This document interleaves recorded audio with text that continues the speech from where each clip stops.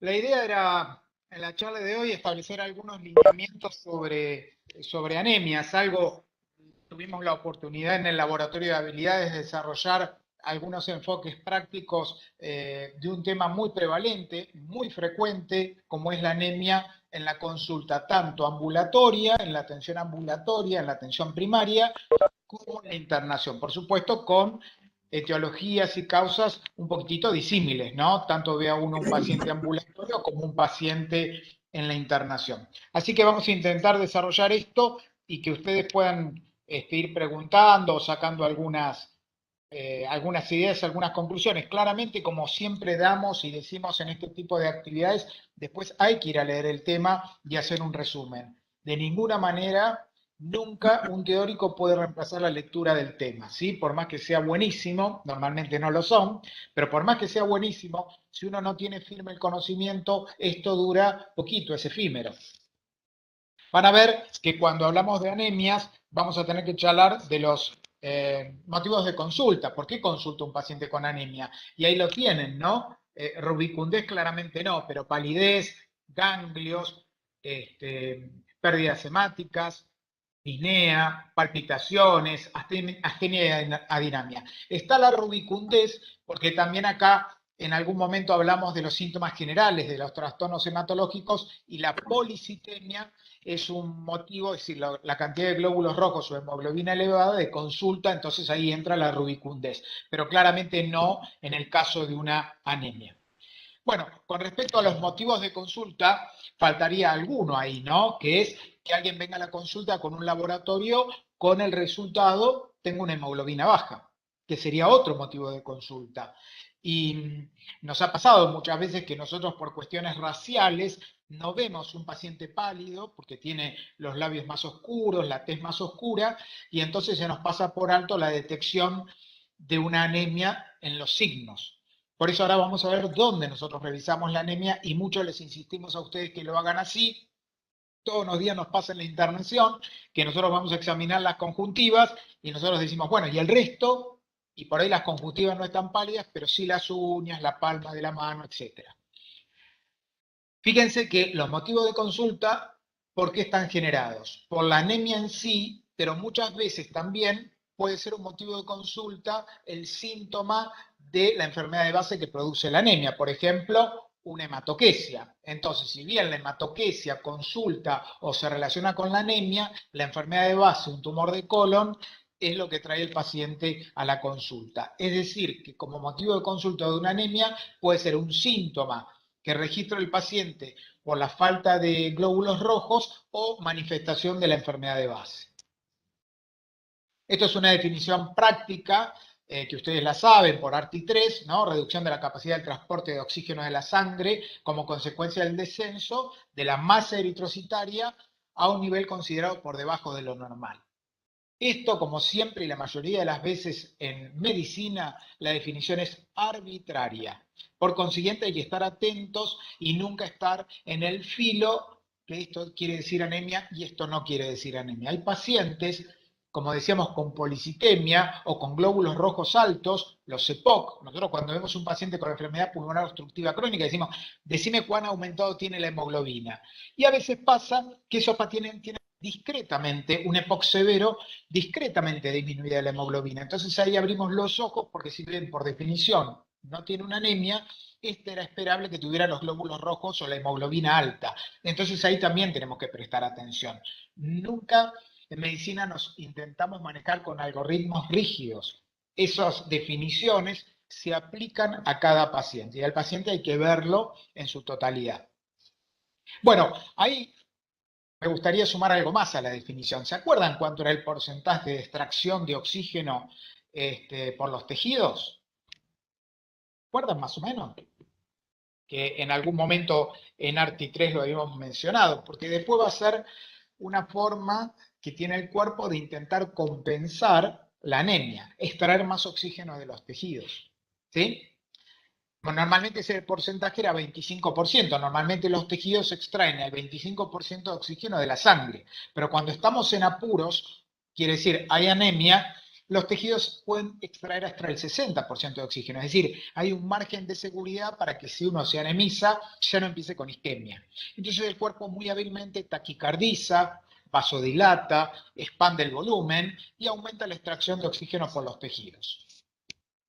Esto tal vez sea una de las cosas más importantes que vamos a leer hoy en forma de definición, y es que sí hay que memorizarlo. La anemia no es una enfermedad per se, sino que siempre es una manifestación de una enfermedad subyacente, ¿sí? Y esto por definición es importante, ¿por qué? Porque muchas veces vemos en la práctica cotidiana que alguien tiene anemia y sin más razón uno coloca hierro sin hacer un planteo de por qué uno se anemizó. Y ese tiene que ser la máxima de la actividad de hoy en día. Si hoy alguien tiene anemia, tiene que establecerse una hipótesis de por qué tiene anemia y no simplemente dar hierro. Mucho menos asociaciones hematínicas. Hierro con B12, ácido fólico, jamás. Un internista jamás, un médico clínico, jamás da asociaciones y ahora vamos a ver por qué. Pero me gustaría saber si queda claro esto, o que queda alguna duda de esta definición. Es como la fiebre. Voy a decir, fiebre, toma un antitérmico. Segundo día, toma un antitérmico. Al tercer día dice, che, doc, ¿por qué viene la fiebre? Claro que sí. La fiebre siempre tiene como subyacente una enfermedad de base. La anemia es la piedra angular de la definición del día de hoy. ¿Esto queda claro? ¿Sí? Pueden contestar por Sí, sí, chat. profe. Sí, profe. Perfecto. Bueno, en la definición ustedes saben que dijimos que es totalmente arbitraria y se establece como normal dos desvíos estándar que estén presentes en la población general. Entonces, la hemoglobina normal en el varón es de 13, en la mujer es de 12 y en el embarazo es de 11. No es difícil memorizar estas cifras y creo que son prácticas y rápidas de recordar. ¿Sí? ¿Por qué no definimos con glóbulos rojos o hematocrito? ¿Se acuerdan por qué? ¿Vieron que siempre hemoglobina? En la guardia a veces uno dice, che, decime el hematocrito, un accidente, una emergencia, pero después la anemia se define por hemoglobina. Ni hematocrito ni cantidad de glóbulos rojos. ¿Por qué será eso? ¿Nos imaginamos? Puede ser que ¿No? ¿Qué porque, podría ser? puede ser que porque los glóbulos rojos se pueden afectar por otras cosas y aún así no tener anemia o tenerla teniendo los glóbulos rojos bien. Bien, bueno, ahí pusieron es más objetiva, está bien lo que decís, ¿eh? Está muy bien. Están sujetos a mucha variabilidad cuando hay hemodilución, hemoconcentración, tanto la masa eritrocitaria como el hematocrito. Tienen mucho margen de error en la apreciación del valor. La hemoglobina es la más fidedigna a la hora de definir una anemia. Por eso cuando todos hablemos de anemia, todos hemoglobina. Y a algunos se le va a hacer el loco y le va a decir, porque los glóbulos rojos, hemoglobina, porque el hematocrito, hemoglobina. No se habla de anemia si no se habla de hemoglobina, ¿correcto? Insisto, hay algunas excepciones en una situación puntual en la guardia donde estamos ante una emergencia, pero la anemia se define por hemoglobina. A propósito de la guardia, siempre me gusta recordar que cuando uno tiene un accidente y pierde rápidamente volumen, con glóbulos rojos, el hematocrito llamativamente permanece normal en los primeros momentos. Entonces, cuidado con ese escenario de un politrauma donde vemos un sangrado evidente, le hacemos el valor de anemia, el paciente no está anémico porque rápidamente el cuerpo responde con vasoconstricción, responde ante el shock, responde de una manera fisiológica y en los primeros momentos puede no caer el hematocrito. Cuidado con ese escenario, ¿no? Pero anemia es hemoglobina. Bueno, acá hay muchas formas de clasificarla. Yo lo que no quiero decirle cuál es la mejor, pero sí que tenemos que conocer casi todas por diferentes circunstancias, ¿no?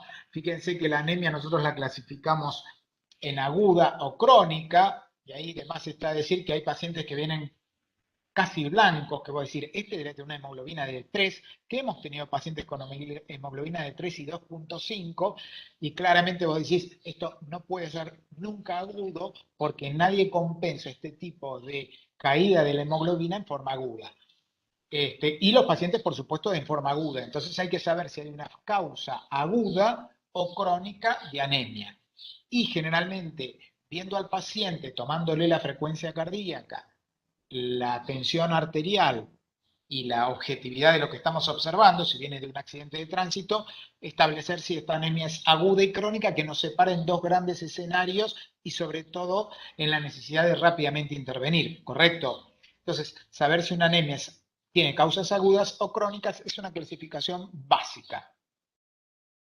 La otra forma de clasificarlas es si la médula ósea regenera o no. Por eso las llamamos regenerativas y arregenerativas, que después las vamos a ver, pero claramente el que nos chusmea cómo anda la médula, ¿quién es? ¿Quién nos dice la médula funciona o no funciona? ¿No? Un parámetro bioquímico utilizamos. Perfecto, ahí Pilar pone los reticulocitos muy bien, porque ya nos está hablando si la médula funciona o no funciona.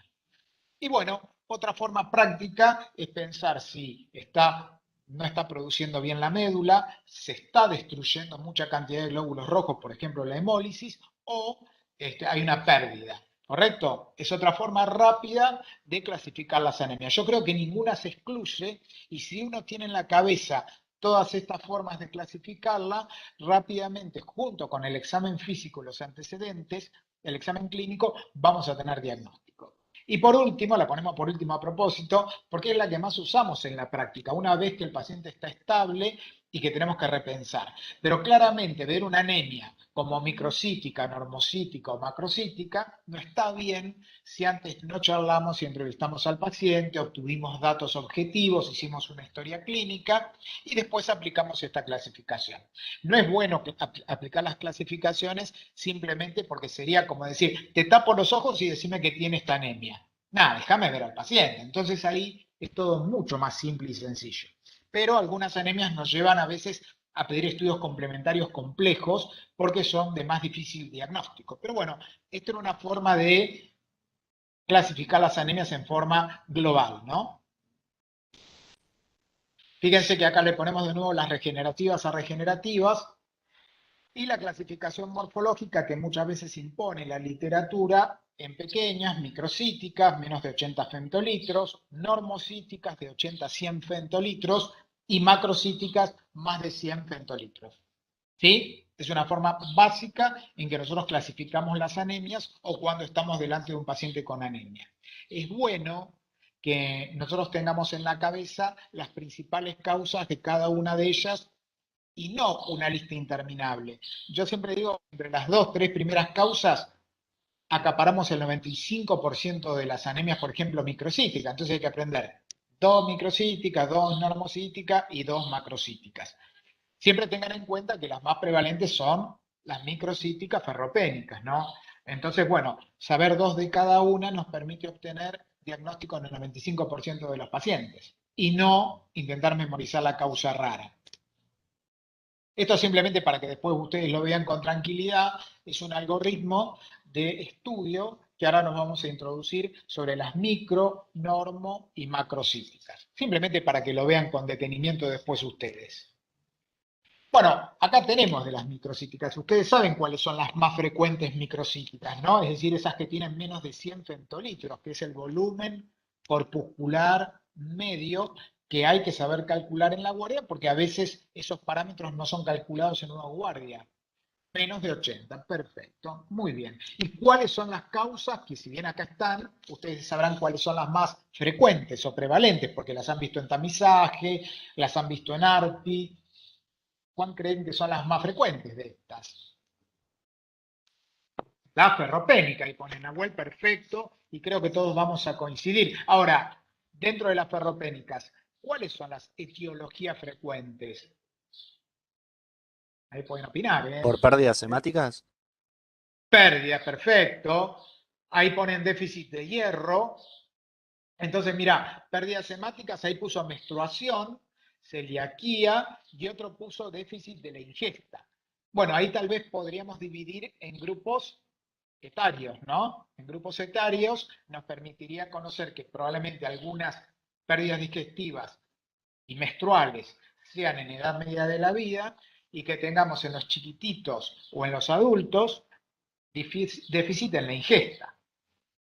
Cuando falta y hay anemia, ferropénica sobre todo, a nosotros nos gusta preguntarle si hay para llenar el plato. Sí, tenemos dinero para comprar la comida, ok. puede llevarlo del plato, porque mucha gente sabe que vive sola, ¿no? Puede llevarlo del plato a la boca, porque a veces un trastorno mecánico, cualquiera sea, o motriz, puede hacer imposible esto. Estamos viendo todas las formas en que el hierro no puede llegar a la boca o llegar a absorberse. No, yo tengo plata, yo realmente como y como muy bien. Y ahí seguimos preguntando. ¿Puede masticar? ¿Tiene buena prótesis? ¿Un adulto mayor? ¿Le han reemplazado la prótesis? ¿Ha perdido? ¿Se ha roto la prótesis? Qué bueno. ¿Qué otra cosa? Sigamos viendo cómo formamos el bolo. ¿Qué puede faltar ahí? A ver, Joaquín, no se escucha lo tuyo. Saca el mute. No hice un gesto nada más. Claro, pues estamos diciendo no está el plato, no puedo llenar el plato, no puedo llevarlo a la boca, no puedo masticarlo. Hambre, perfecto, excelente, parece una soncera, pero fundamental lo que decís, que falte el apetito, que haya hiporexia o anorexia. Esto que parece simple ahorra muchísimo tiempo, muchísimos estudios, y no sé si saben que hay una crisis económica mundial donde uno va a tener que lucirse haciendo una buena entrevista y un buen examen porque va a haber restricción de recursos. Y estas simples cosas no son bien manejadas por todos. Bueno, ¿qué más puede faltar? Hacemos el bolo. ¿Qué forma el bolo? El tema de la Boca digestión seca, y no la hay salida. absorción también. Perfecto. Bueno, pero ahí alguien puso antes boca seca, enzimas digestivas, perfecto. Dificultades para pasar porque tenemos una obstrucción mecánica en el esófago. Y después alguien mencionó una enfermedad malabsortiva prevalente en la población como la enfermedad celíaca. Fíjense todas las implicancias que tiene tener una anemia ferropénica. ¿Y esto cuánto nos puede llevar? 5 minutos hacer todas estas preguntas, 4 minutos, pero hay que hacerlas, ¿eh? Y no se pide ningún estudio complementario. O si lo piden muy ordenadamente. Bueno, de las ferropénicas, entonces, por pérdida digestiva, por pérdida menstrual en la mujer, porque no tenemos una buena ingesta o porque no absorbemos. Ferropénicas.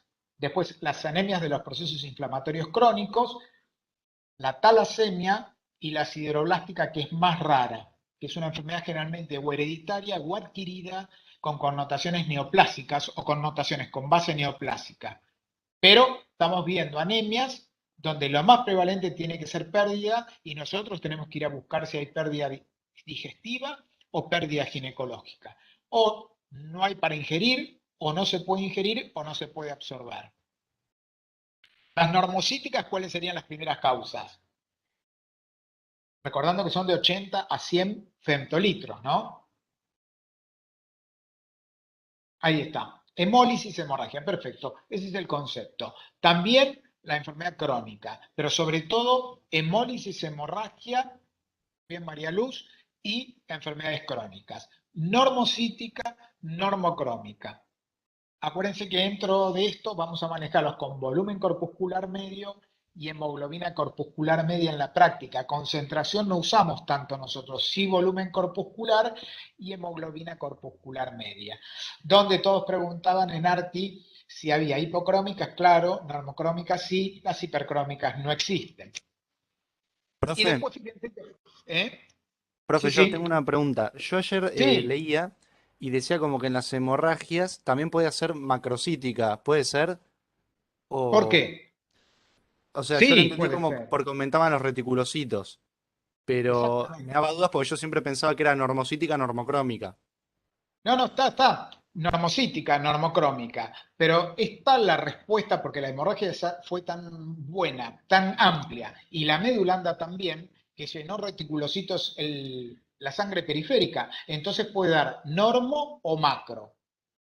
La pregunta es cómo vería Macrocíticas, macrocíticas, No, no no. megaloblásticas. Claro, claro. La pregunta es cómo verías eso.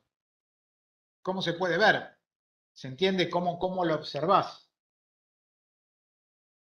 Nosotros ahora van a ver en los estudios complementarios que vos decís volumen corpuscular, hemólisis o hemorragia, listo. Volumen corpuscular, macrocíticas no megaloblásticas, perfecto.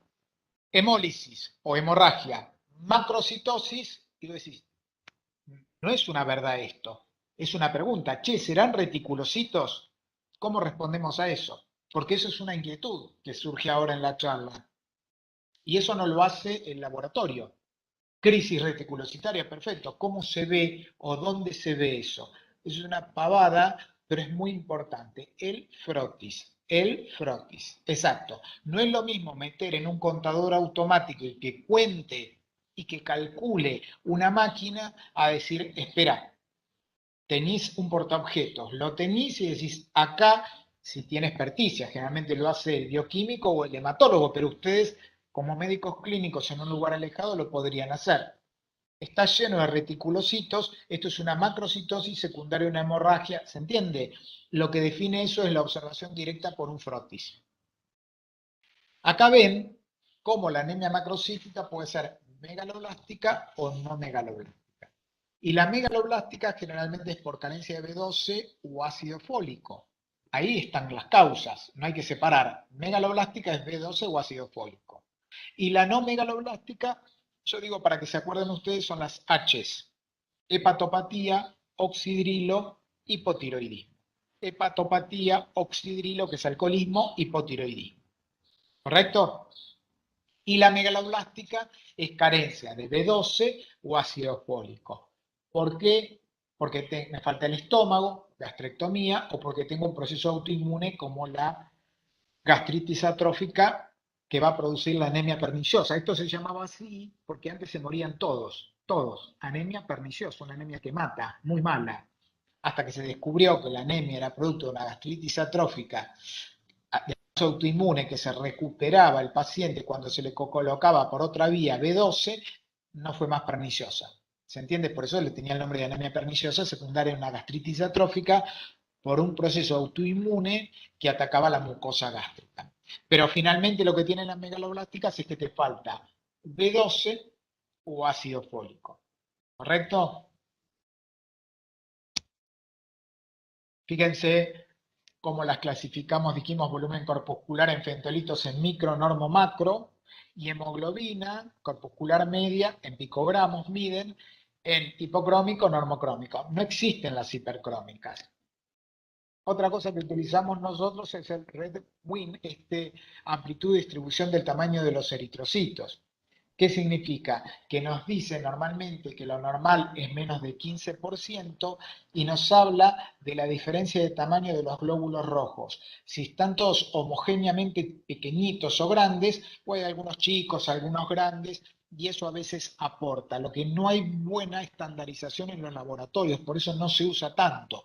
Pero esto es la distribución de la amplitud del tamaño de los glóbulos rojos y en algunas anemias, como por ejemplo, entre la ferropénica, RedWin alto, a las talasemias bajo, puede ayudar a hacer un diferencial en una anemia microcítica. ¿Sí? En la práctica no usamos mucho este tipo de parámetros porque tenemos la definición, o mejor dicho, el diagnóstico mucho antes. Y por último, los reticulocitos. No, la celiaquía, perdón, por el tipo de afectación que produce más déficit de hierro y no déficit de B12. Más de hierro, que ahí contesta muy bien Ana. Más de hierro, correcto. Eso es un concepto importante porque las anemias ferropénicas pueden ser un modo de debut de las celíacas, de la enfermedad celíaca. Ahora, precaución. Uno va al hospital y alguien puso un cartel que dice, ¿usted vive? Sí, sí, vivo, porque hágase el estudio de celiaquía. Cuando uno amplía tanto la pirámide de dónde buscar, es decir, toda la población, probablemente detectemos celíacos graves. Excelente. Celíacos moderados. Bueno, y después celíacos que estaban asintomáticos.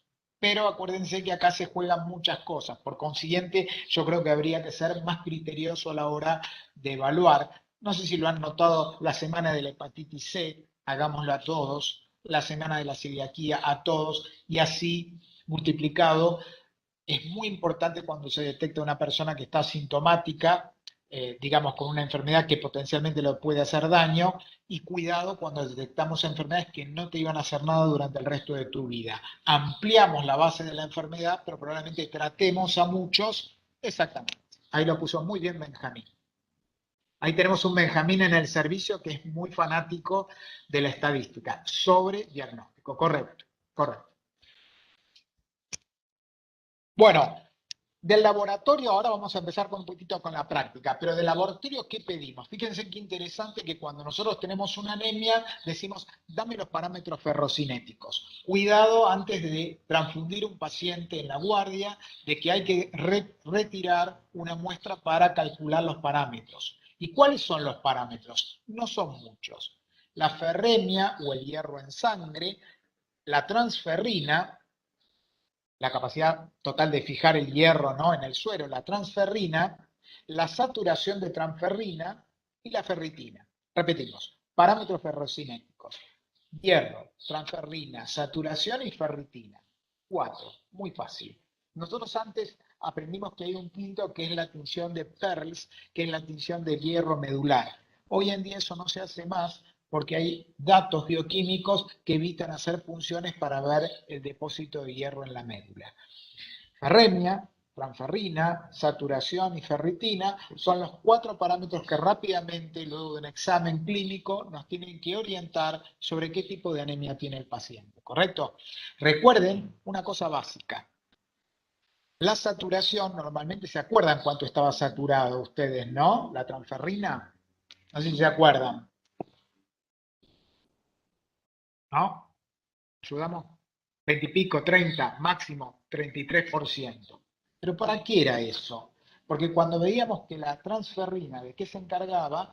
Se encargaba de tener un nivel de seguridad por si a alguien se le ocurre tener problemas con el hierro. El hierro mata, el hierro en el organismo se oxida y se mueren los órganos y se muere el individuo, hemocromatosis. Entonces, el organismo tiene una capacidad, exacto, muy bien Lucy, ahí puso hemocromatosis, tiene la capacidad para que cuando haya una sobrecarga de hierro de cualquier causa, yo tenga transferrina, digamos, saturación de transferina suficiente para ser ocupada y que no todo ese hierro vaya a depositarse en las células porque es mortal, o por lo menos produce una cantidad enorme de radicales libres que son muy agresivos. Por eso la saturación normal tiene que ser entre 20, 20 y pico. Cuando uno tiene una saturación menos de 16, probablemente estemos ante una anemia ferropénica. Y nunca vamos a tener una saturación superior a 20 en una anemia ferropénica. Cuando a alguien se le ocurre hacer saturación y pedirle a ver qué viene, a veces esto es muy frecuente en los especialistas que nos manden pacientes con saturaciones por arriba de 50. Cuando una saturación de transferrina es mayor a 50, hay que empezar a sospechar enfermedades por depósito de hierro. Pero en una ferropenia la saturación está baja. La transferrina, que es la proteína transportadora, va a estar alta, porque va a faltar hierro y el hígado va a producir mucha transferrina y va a aumentar. La ferremia baja y por supuesto la ferritina va a estar bajita. La ferritina la pedimos, pero yo digo que en la práctica con la ferremia, la saturación y la transferrina deberíamos hacer diagnóstico por carencia de hierro y colocar tratamiento de hierro solamente. Acuérdense que no indicamos asociaciones normalmente los clínicos. Y después de la respuesta, esa crisis, esa explosión reticulocitaria que generalmente pedimos a la semana, ya tenemos en parte el diagnóstico hecho. A veces necesitamos medir ferritina en algunas situaciones puntuales, como si tenemos una enfermedad, anemia de enfermedad crónica versus una anemia ferropénica, a veces pedimos ferritina. Y otras veces, cuando tenemos los parámetros ferrocinéticos en el límite, la ferritina es más específica. Pero no pedir ferritina por si acaso porque es más cara que el resto y a veces no se autoriza. ¿Correcto? La ferritina, aparte de marcar el hierro, ¿saben que tenga otra implicancia parecida a la eritrosedimentación? ¿Escucharon alguna vez la ferritina? Ah, claro, es un reactante de fase aguda. Muy bien, Lucio. Ahí está afiladísimo, Lucio. Es un reactante de fase aguda. Y entonces, cuando dijimos las enfermedades crónicas, tuberculosis, diabetes, AR, cuidado que pueden subir la ferritina y ser un factor confundente. Por lo menos tenerlo en consideración. Por eso manéjense siempre con ferremia, transferrina, saturación y en última instancia ferritina. La tinción del hierro medular no la hacemos en la práctica, se llama tinción de Pearls. Hay algunas indicaciones puntuales. Bueno, ¿para qué pedimos la segunda andanada de estudios? Bilirrubina dice indirecta, aptoglobina y LDH. ¿Para qué servirá? Muy bien, una hemólisis. Vos tenés un paciente, siempre dice esto nuestro maestro, pálido, mire para arriba. Mire para abajo, amarillo ictérico, con un dedo hacemos diagnóstico de anemia hemolítica nosotros, pálido, ictérico, le tenemos que pedir estas tres cosas. ¿Por qué aumenta la bilirrubina indirecta?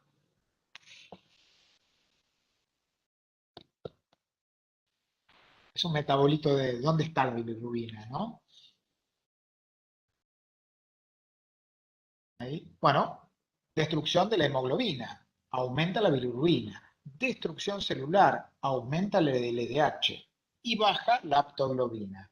La aptoglobina no suele estar en guardia, así que tenemos un paciente algo ictérico y anémico, pálido y amarillo. Bueno, bilirrubina indirecta y LDH en la guardia nos permite aproximar muy cerquita a que estamos ante una anemia hemolítica. Después le pedimos las pruebas de Coombs, ¿no?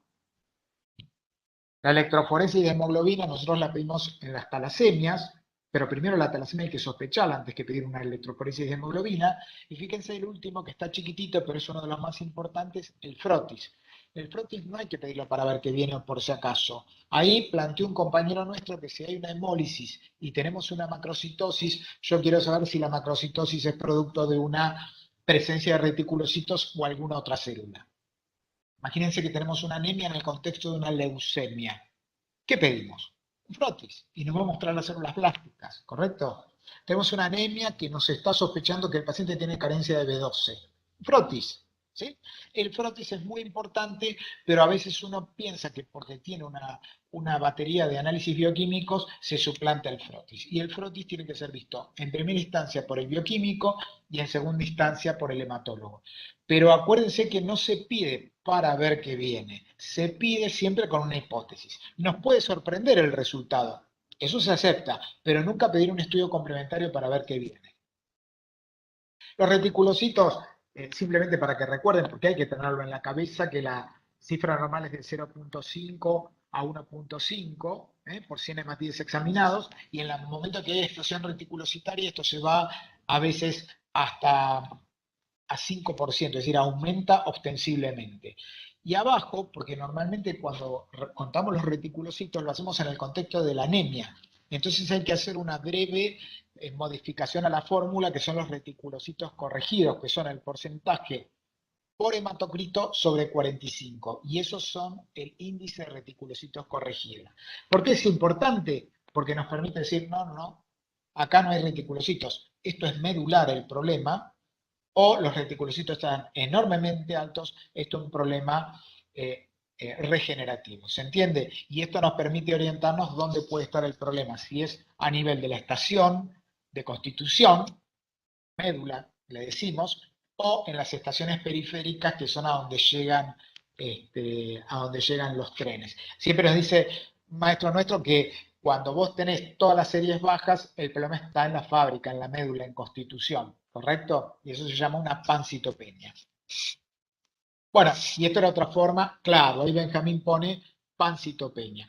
Fíjense que es interesante porque cuando uno va a leer al libro de medicina interna, no está ese capítulo. No está pancitopenia como capítulo, sino que es un enfoque práctico cuando nosotros vemos a los pacientes y frecuentemente vienen pancitopénicos y no podemos leer el libro de medicina interna. Hoy hacíamos la salvedad de que cuando pasamos sala tenemos tanto para leer, y entonces yo les decía a los chicos, si era nuestros compañeros ahí de la escuela, si era un problema de ellos. No, le digo, nosotros nos vamos a leer todas las tardes y noches por nuestros pacientes, porque esto es continuo la lectura, no se termina en la facultad, es continuo. Lo que hay que hacer es la pregunta adecuada, y la pregunta adecuada depende de un examen clínico adecuado y una anamnesis. Si no, vos decís, che, a ver, ¿qué tiene que leo? Toma, leer Ferreras. Ahora, no, yo quería leer si en una anemia hemolítica puede haber macrocitosis y cómo puedo asegurar que ese sea el diagnóstico. Y ahí se vuelve muy entretenido, porque es una pregunta puntual clínica. Hace adecuadamente la pregunta. Y eso se hace con, por supuesto, andamiaje previo de conocimiento. Bueno, disminución de la producción, aumento de la destrucción o pérdidas hemáticas. Fíjense que dijimos de las A regenerativas cuáles conocen, y eso de la mielotisis o mieloptisis es ocupación de la médula por infiltración. ¿Qué puede infiltrar? Un cáncer, puede infiltrar un granuloma o puede infiltrar fibrosis. ¿Se entiende? Fibrosis, cáncer, granulomas en el contexto de enfermedades, y es la ocupación de la médula por por algún elemento extraño que no corresponde a la médula. Eso se llama mieloptisis. La aplasia medular, que generalmente puede ser neoplásica, farmacológica, tóxica. Ustedes saben mucho de tóxicos porque han visto en alguna asignatura los problemas con algunos productos de fumigación, ¿no? ¿Es así?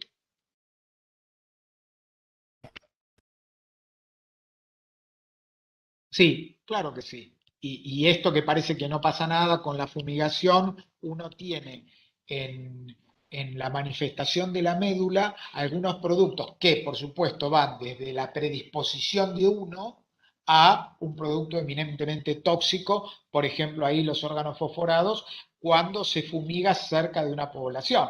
Claro. Probablemente no le pase nada a toda la población, pero empieza a haber un porcentaje de la población que se va a enfermar por estos productos, ¿eh? Y son muchas intercurrencias, la cercanía con el campo, el tipo de fumigación, el tipo de producto, pero se han hecho estudios donde en la periferia de los lugares donde se fumiga, que eso es algo interesante, por ejemplo, para hacer en lugares cercanos a donde se cultiva y se fumiga, si hay aumento de la incidencia de algunas enfermedades. Y a veces no tiene tiempo ni capacidad de investigación, pero a veces decimos, che, 3 seguidos de esa ciudad, y viste que vinieron y nos pasa, y a veces por la vorágine no tenemos tiempo de hacerlo, pero nos queda la inquietud y la duda si eso no está producido por algo que predisponga a una enfermedad oncohematológica. No sé si quería agregar algo, Joaquín.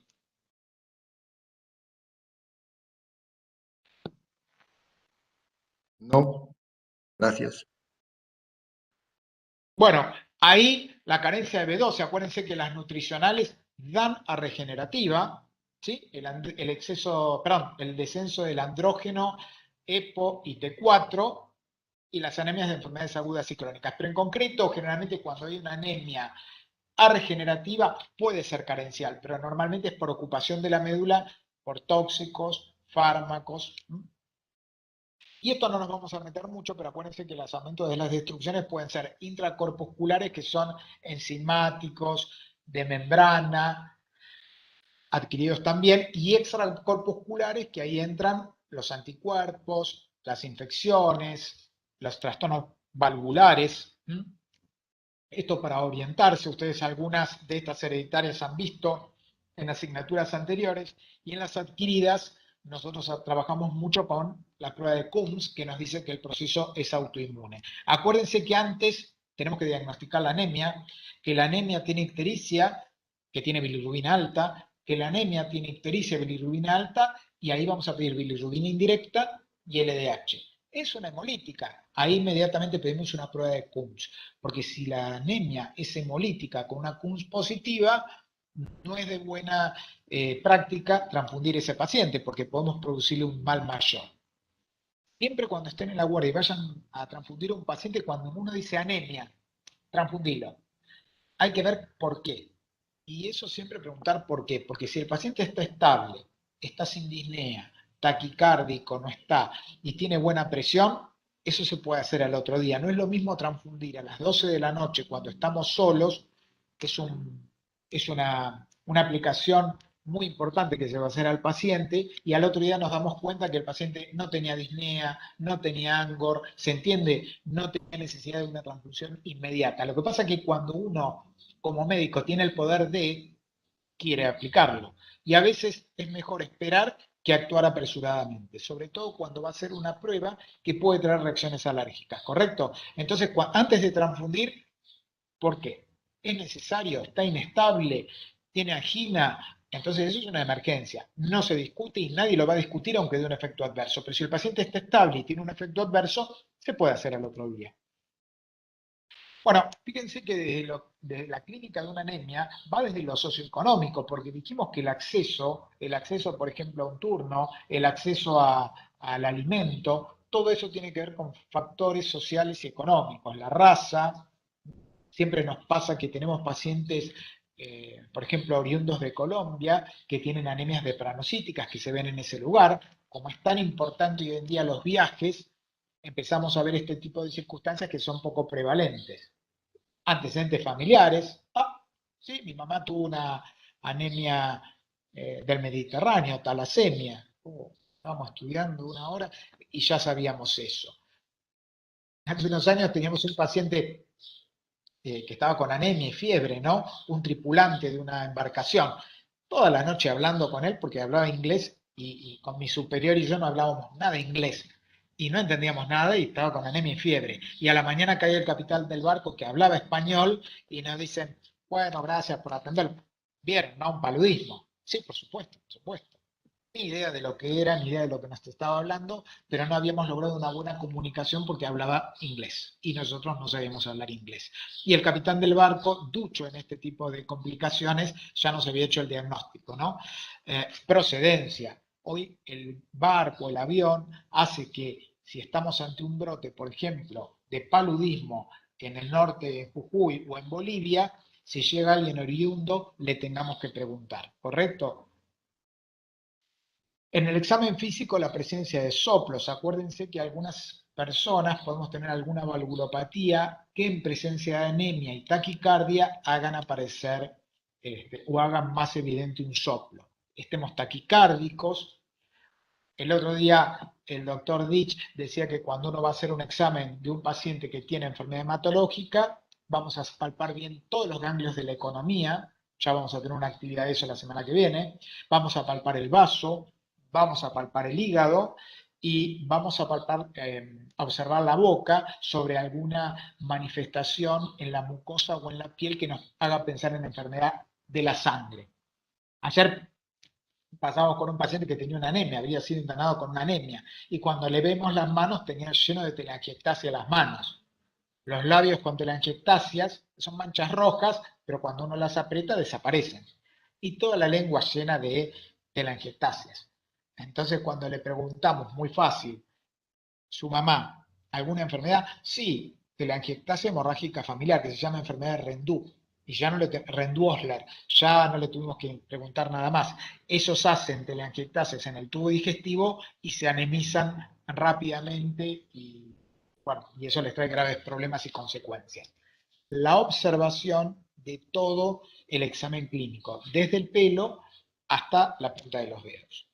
Acá no vamos a entrar, lo van a tener para leer algunas anamnesis mayores, pero siempre hay que preguntar a la mujer cómo está menstruando, a la mujer y al varón si ha tenido caca, caca con sangre, caca negra, caca roja. Y una pregunta que siempre hacemos, la materia fecal, cuando el problema es de orificial, generalmente sale la materia fecal y corona arriba la sangre. Cuando el sangrado es más alto, generalmente la sangre viene mezclada con la materia fecal. Hay que hacer una entrevista de la punta del dedo a la punta de los pies, o sea, del cabello hasta los pies. Bueno, preguntarle por su dieta, anécdotas de estas tremendas. Nosotros no hacemos una pormenorizada anamnesis, pero algunos puntos básicos hay que preguntar, algunas cositas básicas. Hemos tenido habitualmente pacientes, yo les comentaba el otro día, con escorbuto, no, nunca una verdura, una fruta, y decís, ¿cómo puede? Bueno, porque alguien le había dicho que había que comer algo restringido. Escorbuto por carencia nutricional, por vivir en la calle, no tanto, pero sí por trastornos de índole, de trastornos de la personalidad que hacen que restrinja el alimento y que solo este paciente que nosotros tuvimos comía nada más que pastas. ¿Por qué la ingesta de alcohol es importante en la anamnesis? ¿Qué creen ustedes? Vamos que vamos terminando. El alcohol, ¿por qué puede dar una anemia? Porque es factor de riesgo para las megaloblásticas. Para las no megaloblásticas, Perfecto. perdón. No megaloblásticas, macrocítica. Generalmente aumenta hace alteraciones de la espectina y da una macrocitosis. Acuérdense que no es fácil el diagnóstico en el consultorio ambulatorio de alcoholismo.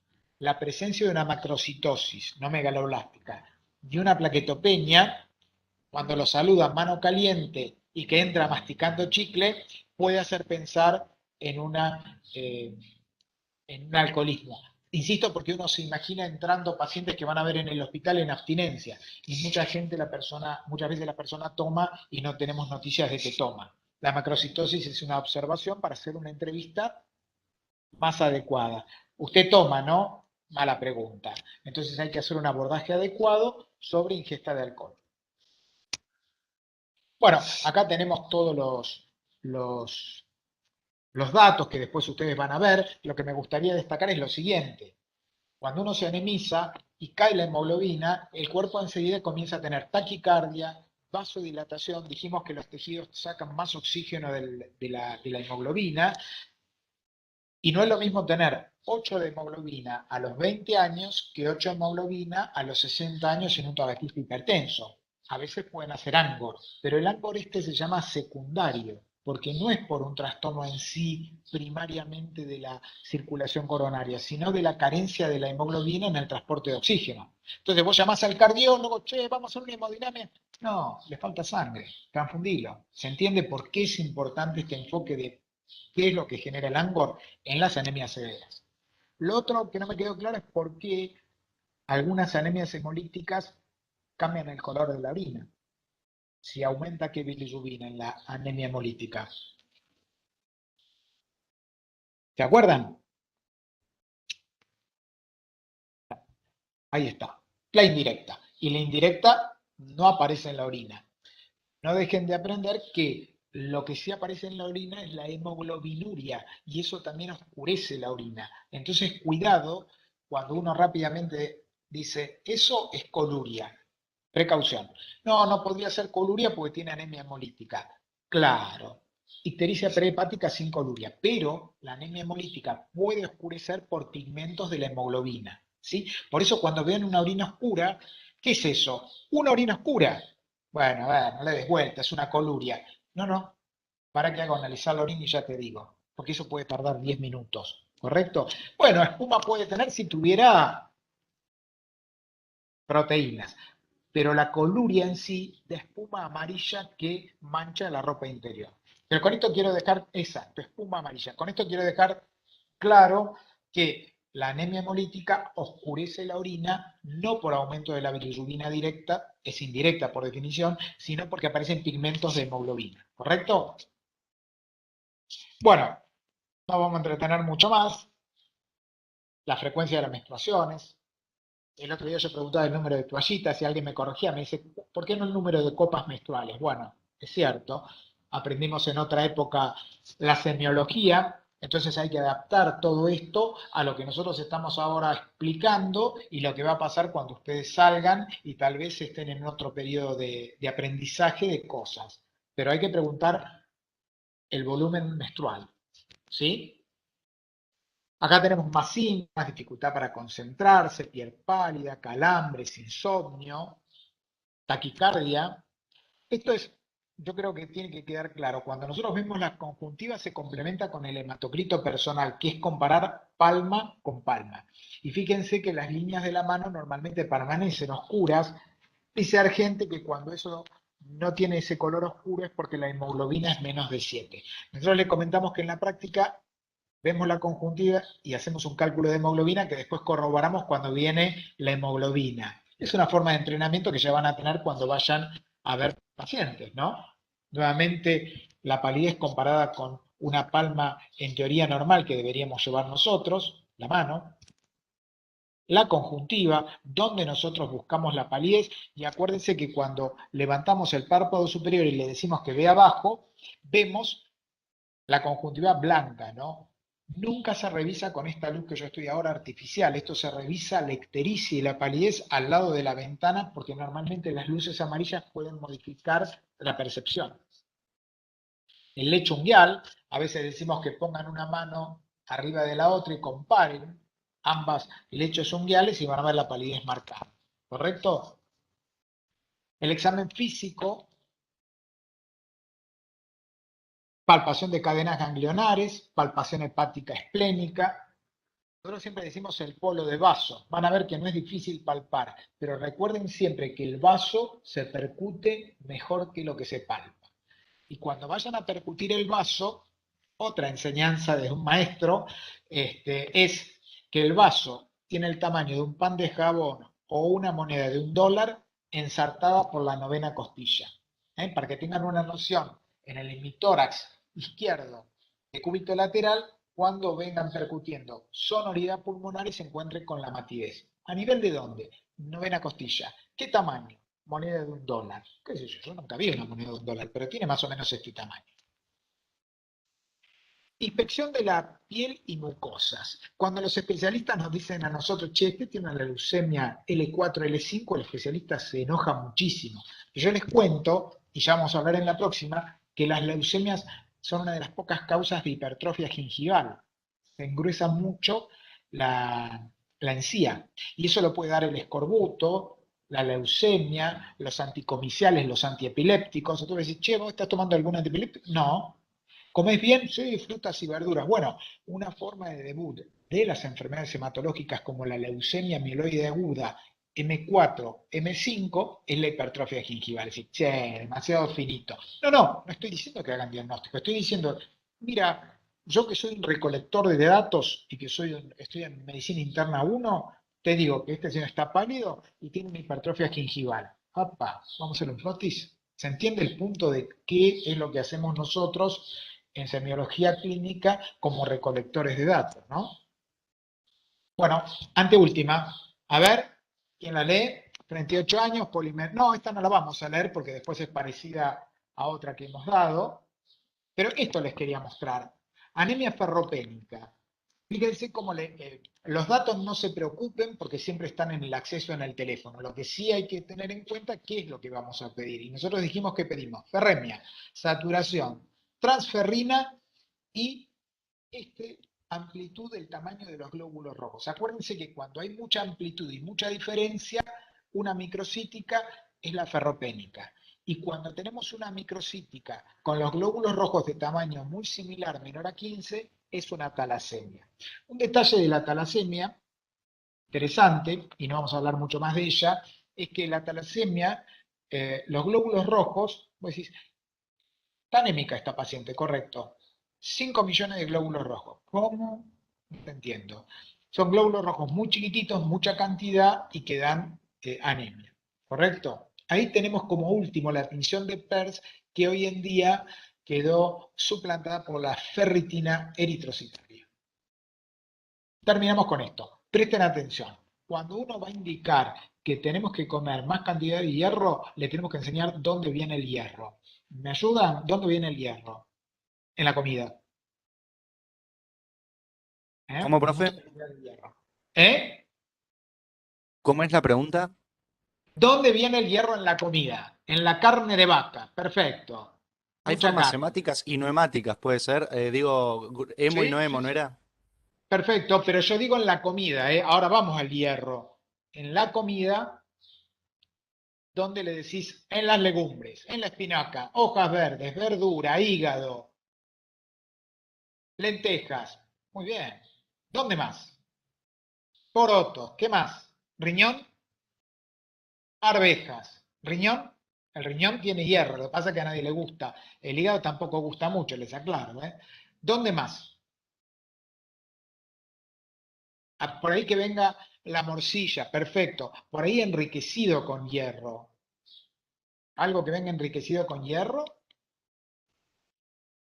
La harina, la leche. Perfecto, la leche. Sí, eso ténganlo en cuenta porque a la gente le van a decir morcilla, riñón, hígado. Y recordemos que le tenemos que decir algo lógico que pueda cumplir una persona de acuerdo a la capacidad económica que tenga. Y ahí también estamos... No, yo soy médico, yo nutrición. No vamos a trabajar con un nutricionista en un equipo continuo. Lo básico se lo tenemos que enseñar. Entonces le decimos, che, la carne, los lácteos. Recuérdense que los cereales también vienen enriquecidos con hierro, los porotos. ¿Eh? ¿Hay alguna bebida que venga con hierro? ¿Quién pregunta eso? ¿Alguna bebida que venga con hierro? No sé, a ver si me pueden ayudar alguna bebida que tenga hierro y tiene muchísimo hierro. Muchísimo hierro. ¿Qué bebida de uso?